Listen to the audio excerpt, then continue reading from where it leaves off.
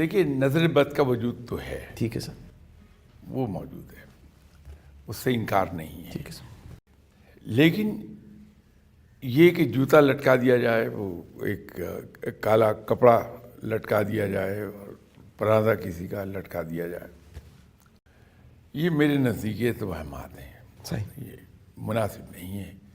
ایک مسلمان کو زیب نہیں دیتی یہ بات کہ وہ ان چیزوں کے پیچھے جائے۔ تو نظر بد کا علاج آپ صلی اللہ علیہ وسلم نے فرمایا ہوا ہے۔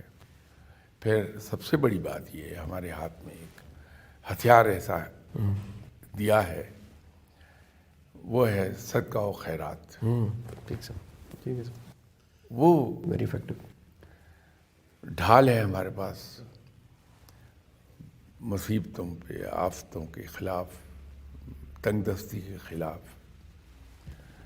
جناب حضرت علی کرم اللہ وجہہ کا فرمان ہے کہ مصیبتوں کا اور آفتوں کا سامنا صدقہ و خیرات سے کرو۔